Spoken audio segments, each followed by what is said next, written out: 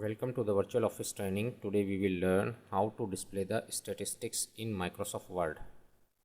I want to know the summary of this page. Just press Ctrl Shift G. It will display the word count. You can see here.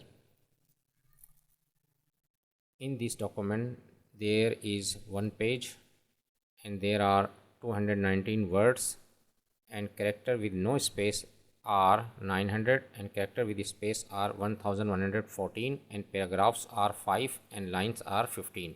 You can see here 5 paragraph and lines are 15. You can count this line. It will be 15.